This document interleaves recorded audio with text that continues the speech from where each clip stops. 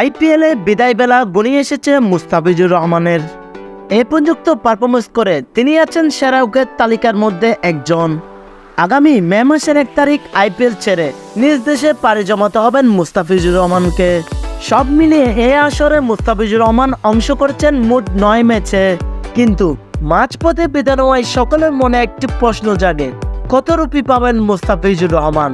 আইপিএলের পারিশ্রমিক নিয়ম অনুযায়ী গ্রুপ পর্বে প্রত্যেকটা ম্যাচ খেলার মতো অবস্থানে থাকলে সম্পূর্ণ মূল্য পেতেন মুস্তাফিজুর রহমান। এবার আইপিএলে 2 কোটি বৃত্তি মিললে মুস্তাফিজকে কিনে নিচ্ছে চেন্নাই। পুরো মৌসুম খেলতে না পারায় সম্পূর্ণ মূল্য পাবে না মুস্তাফিজুর রহমান।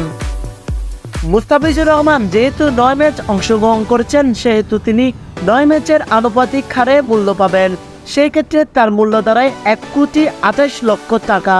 এই মূল্যের সাথে যুক্ত হবে man of the match, match ভাতা এবং উইনিং বোনাসের মূল্য। এবার খোলা যাক মুস্তাফিজের খরচের খাতা। ভারতকে রাজস্ব দিতে হবে 20% এবং বাংলাদেশের বিসিবিকে নিয়ম অনুসারে দিতে হবে 20% কর। সব খরচের হিসাব বাদ দিয়ে মুস্তাফিজুর রহমান এবার আইপিএল থেকে 83 লক্ষ রুপি মতো আয় করতে পারবেন।